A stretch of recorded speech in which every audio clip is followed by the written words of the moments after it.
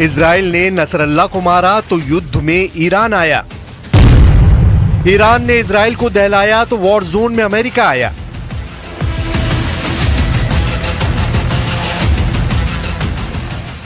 America के युद्ध में आते ही क्या पुतिन ने खाड़ी में दी दस्तक?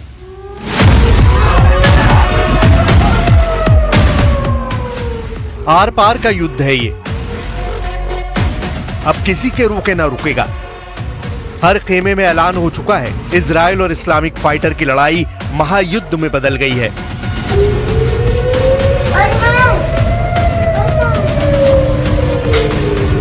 भीषण हमले शुरू हो चुके हैं, हाइपरसोनिक मिसाइल फट रही हैं। जैसे लेबनान दहल रहा है, वैसे ही इजराइल में कोहराम मचा है। ईरान के हमले के बाद इस युद्ध में अमेरिका ने भी दमदार एंट्री कर ली है।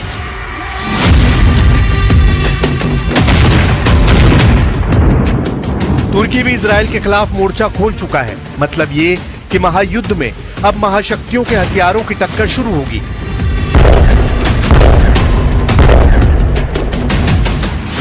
इजराइल को 181 फतेह मिसाइल हमले से दहलाने के बाद ईरान ने जो ऐलान किया है, उसने पूरी दुनिया को खतरे में डाल दिया है।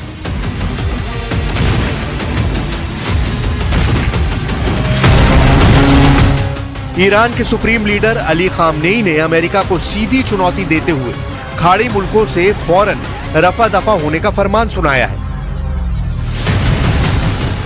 इजराइल पर हमले का जश्न जिस तरह से ईरान समर्थित लड़ाके मना रहे हैं, उससे सुपर पावर अमेरिका बौखलाया हुआ है।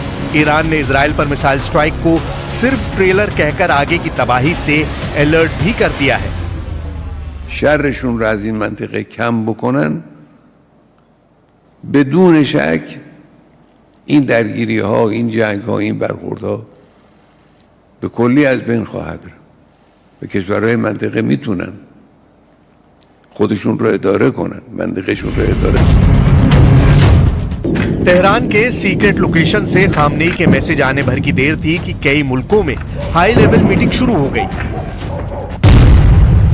प्रेसिडेंट जो बाइडेन ने व्हाइट हाउस के रूजवेल्ट रूम से हाई लेवल मीटिंग बुलाकर इजराइल को फुल सपोर्ट का ऐलान किया है। प्रेसिडेंट बाइडेन ने इजराइल पर हुए हमले की कीमत तेहरान से वसूलने की धमकी देने के साथ खाड़ी के सभी यूएस बेस पर हाई अलर्ट कर दिया है। इजराइल के साथ मिलकर अमेरिका खाड़ी में नए वॉर प्लान पर जल्द एक्शन ले सकता है। The fog of war was invented for a situation like this. This is a fluid situation. We will consult with the Israelis on next steps in terms of the response and how to deal with what Iran has just done, and we will continue to monitor for further threats and attacks from Iran and its proxies. America के open ऐलान के बाद भी Iran में जश्न का दौर जारी है। ईरान की सड़कों पर बैनर पोस्टर में युद्ध के लिए रेडी होने की धमकी दी जा रही है। मायने ये कि अब ईरान अपने सभी हिसाब चुकाने के मूड में है। लेकिन सुपर पावर से ईरान कितने दिन युद्ध कर पाएगा? अमेरिका के हथियारों की काट ईरान कहां से लाएगा?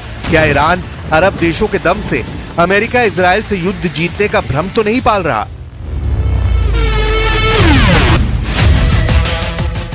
ईरान के दुस्साहस की असल डिटेल जानने से पहले अरब वर्ल्ड से आया ये मैसेज भी सुन लीजिए। मैसेज है सऊदी अरब का, मैसेज है ईरान के लिए, जिसमें साफ कहा गया है कि सऊदी अरब खाड़ी में वॉर टेंशन को बढ़ने नहीं देना चाहता। The escalation that we've seen, but I will generally refer anyone who's interested to the Ministry of Foreign Affairs because they are designated to comment on this. However, looking at the global economy as a whole, looking at our region, it is clear is operating at a loss.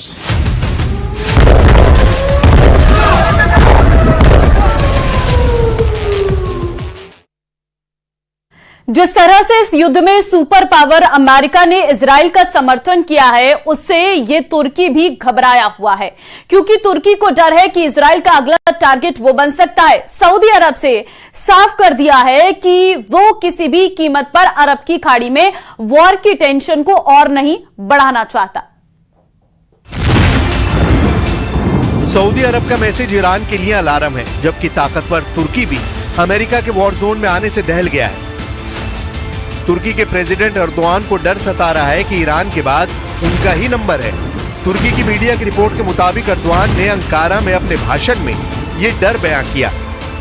Erdogan ने Netanyahu को direct धमकी देकर तुर्की को target बनाने से पहले 100 बार सोचने के लिए कहा है।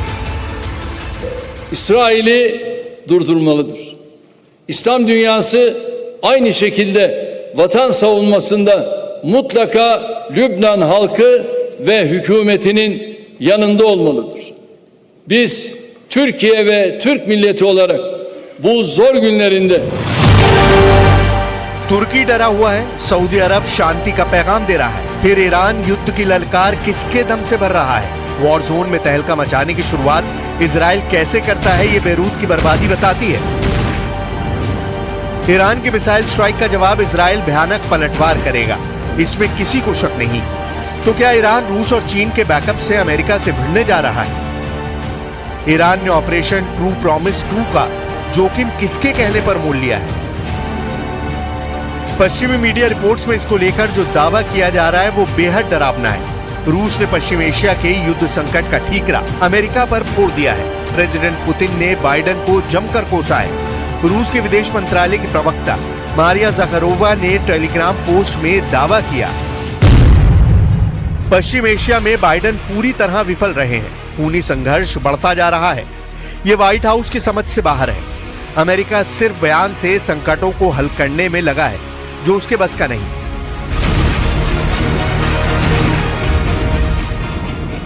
इजराइल के हमले के बाद लेबनान को राहत पैकेज भेजकर रूस ने अपना स्टैंड क्लियर कर दिया है।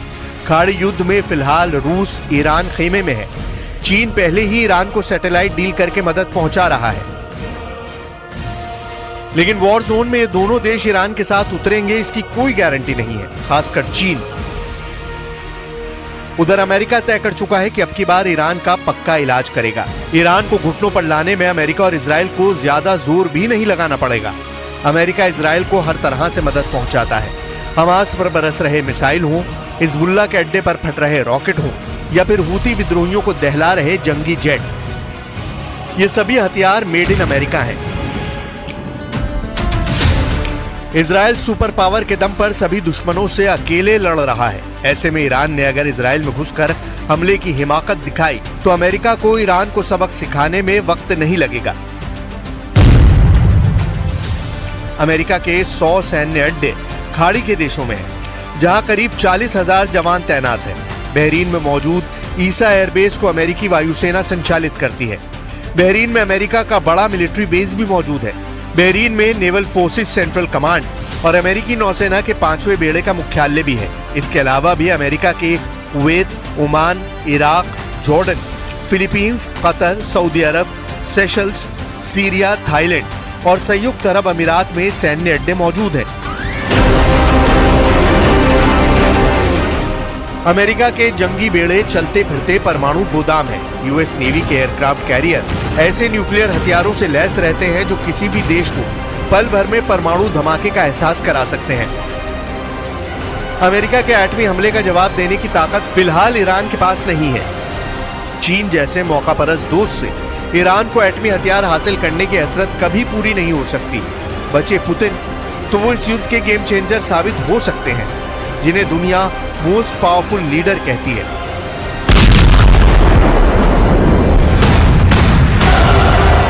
यूक्रेन की तबाही पुतिन के प्रचंड क्रोध का जिंदा सबूत है। पुतिन का ईरान के साथ युद्ध में आने से एटमी पावर का भी पलड़ा ईरान के हक में चला जाएगा, लेकिन ये युद्ध तब पूरी दुनिया पर भारी पड़ेगा। वजह है एटमी धमाके।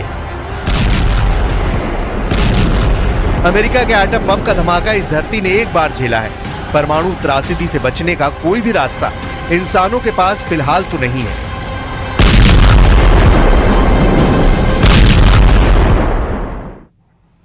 ईरान को जवाब देने से पहले इजराइल को ग्राउंड ऑपरेशन में बहुत बड़ा झटका लगा है। हिजबुल्लाह के खिलाफ क्या इजराइल ये युद्ध जीतेगा या फिर हारेगा? इन सवालों ने नेतन्याहू को तब परेशान कर दिया और इस वक्त इजराइल के एक साथ सैनिक 1 लाख सैनिक जो है लेबनान बॉर्डर पर खड़े हैं और पहले ही हमले में हिजबुल्लाह ने बड़ा झटका दे दिया है।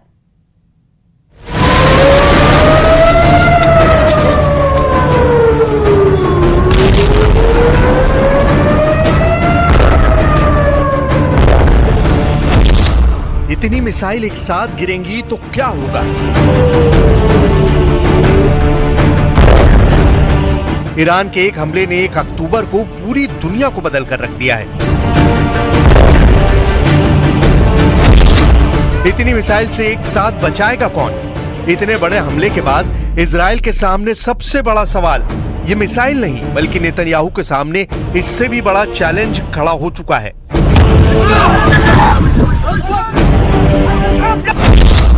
दक्षिण लेबनान में शुरू हुआ इजराइल का ग्राउंड ऑपरेशन शुरू होने के साथ ही फंस चुका है। हिजबुल्लाह ने बॉर्डर पार करने वाली इजराइल की कमांडो यूनिट पर बड़ा हमला किया और उसको खदेड़ दिया। मीडिया में ऐसा दावा किया जा रहा है कि इजराइल का ग्राउंड ऑपरेशन पहले दिन फेल हो गया है। इसमें कोई शक नहीं कि लेबनान इजराइल बॉर्डर पर बड़ी लड़ाई शुरू हो चुकी है। हिजबुल्लाह को जड़ से खत्म करने वाला ऑपरेशन इजराइल ने लॉन्च किया, इसका वीडियो भी भेजा। लेकिन जब ईरान 1 अक्टूबर को इजराइल के मिलिट्री बेस पर मिसाइल दाग रहा था, तब लेबनान इजराइल बॉर्डर पर एक बहुत ही खतरनाक ऑपरेशन जारी था। हिजबुल्लाह का दावा है कि उसने इजरायली कमांडो को ओदेसा और कफार किला के इलाके में बड़ी टक्कर दी है।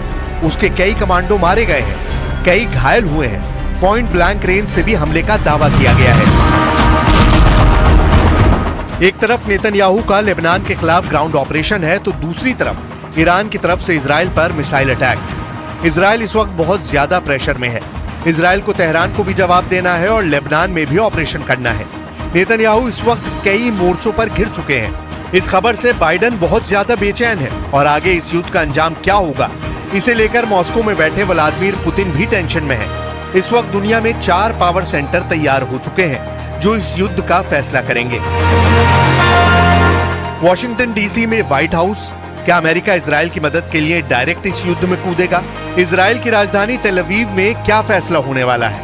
तीसरा शहर ईरान की राजधानी तेहरान, जहां सुप्रीम लीडर अली खामनेई का वॉर रूम बड़े फैसले ले सकता है। और चौथा शहर है रूस की कैपिटल मॉस्को, जहां से अब सिर्फ यूक्रेन नहीं बल्कि ईरान इजराइल के मोर्चे को भी मैसेज पहुंचाया जा सकता है। इस वक्त पूरा पश्चिम एशिया महायुद्ध के जलते हुए तवे पर बैठा हुआ है। नीचे आग सुलग रही है। बम, मिसाइलों और ड्रोन के हमलों से इस बार ऐसी तबाही की गारंटी दी जा रही है कि तेल अवीव से लेकर तेहरान तक दहशत फैली हुई है। ईरान के हमले के बाद अब गेंद इजराइल के पाले में है और नेतन्याहू लगातार मीटिंग करके पूछ रहे हैं कि ईरान को कैसे जवाब दिया जाए, हिजबुल्लाह को कैसे खत्म किया जाए।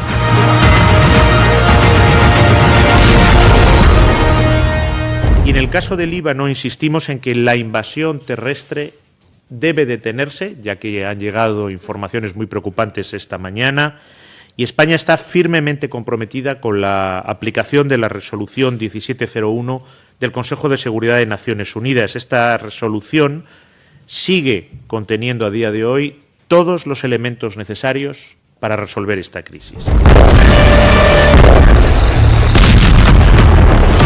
2024 में सितंबर का महीना पश्चिम एशिया में नई आग लेकर आया, जब बेरूत में हिजबुल्लाह चीफ हसन नसरल्लाह को इजराइल ने एयर स्ट्राइक में खत्म कर दिया। इसके बाद 1 अक्टूबर को ही ईरान ने इजराइल पर हमला कर दिया। सवाल है कि क्या इसी महीने अमेरिका और रूस भी इस युद्ध में कूदेंगे और महायुद्ध शुरू हो जाएगा? अगर अमेरिका इस युद्ध में कूदेंगे तो क्या होगा, ये बड़ा सवाल है। और क्या यही से तीसरे विश्व युद्ध की शुरुआत होगी? ये कई ऐसे सवाल हैं जिसका जवाब हर कोई जानना चाहता है। और इस वक्त दुनिया अलग खेमों में बटी हुई है और अलग अलग मोर्चे पर युद्ध भी लड़े जा रहे हैं।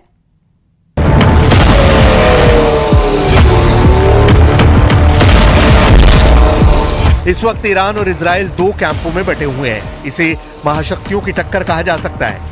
एक तरफ अमेरिका है तो दूसरी तरफ रूस है, और यही दुनिया का सबसे बड़ा खौफ भी है, क्योंकि अमेरिका इजराइल के साथ है और रूस ईरान के साथ। ये चारों ताकत ऐसी हैं कि इनकी टक्कर वर्ल्ड वॉर की वजह बन सकती है। अमेरिका ने इजराइल को गोले बारूद की सप्लाई पिछले कुछ महीनों में तेज की है। बंकर बस्टर से लेकर हर तरह का बम इजराइल को सप्लाई किया गया है। लेकिन 1 अक्टूबर की रात को ईरान के मिसाइल अटैक ने साबित कर दिया कि इजराइल चाहे जिसकी मदद ले, जिससे हथियार ले, कोई भी उसकी ढाल बने। ईरान नसरल्लाह से लेकर हानिया सबका बदला अकेले अपने दम पर ले सकता है। अब सब कुछ नेतन्याहू के वॉर रूम पर निर्भर करता है। वो क्या फैसले लेंगे? क्या इजराइल कुछ बड़ा करने की सोच रहा है? क्योंकि इजराइल के सामने चुनौती सिर्फ ईरान नहीं बल्कि 4 मैदान है जहां युद्ध एक्टिव मोड में चल रहा है। पहला फ्रंट गजा है जहां इजराइल हमास से लड़ रहा है। दूसरा फ्रंट लेबनान है जहां इजराइल हिजबुल्लाह से लड़ रहा है। तीसरा फ्रंट यमन है जहां इजराइल हूती के अड्डों पर बमबारी कर चुका है। अब चौथा फ्रंट इराक बन सकता है क्योंकि इराक में ईरान के समर्थन वाला मिलिशिया गुट हशद अल शाबी भी एक्टिव हो गया है। जब ईरान की मिसाइल इजराइल पर गिर रही थी तभी यमन में भी हूती अपनी कुद्स 5 मिसाइल इजराइल पर फायर कर रहे थे। इन्नल क़ुव्वात अल-मुसल्लहत अल-यमनिया तुबारिकु अमलियत अल-वअद अस-सादिक़ अल-ईरानिय्यत अथ-थानिया ضد العدو الإسرائيلي وتؤكد استعدادها للمشاركة في أي عمليات عسكرية مشتركة ضد العدو الإسرائيلي انتصارا للشعبين الفلسطيني واللبناني وردا على أي عدوان إسرائيلي يطال جبهات الإسناد। मोर्चे बढ़ने से इजराइल के ग्राउंड ऑपरेशन की कामयाबी पर सवाल उठने लगे हैं। 1 अक्टूबर की रात ईरान के मिसाइल अटैक ने इजराइल के ग्राउंड ऑपरेशन को मुश्किल में डाल दिया है। अमेरिका को भी खतरा है कि इजराइल का हाल फिर वर्ष 2000 और 2006 जैसा ना हो। अमेरिका पहले भी कह चुका है कि वो नहीं चाहता कि गाजा के अलावा इजराइल किसी दूसरे फ्रंट पर लड़ने के लिए मजबूर हो जाए।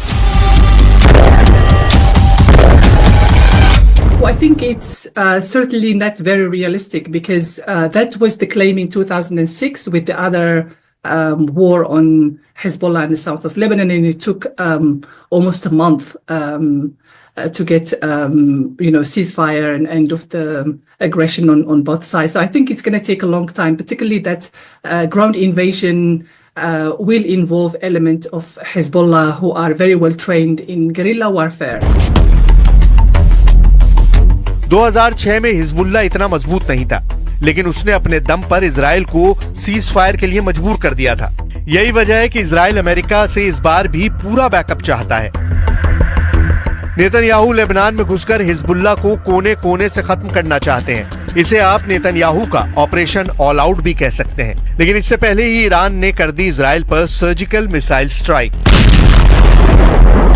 सवाल ये भी है कि क्या इजराइल हिजबुल्ला के खिलाफ युद्ध को इतनी आसानी से जीत सकता है, जबकि इससे पहले वो 2 बार फेल हो चुका है। Israel is triumphant with the success of its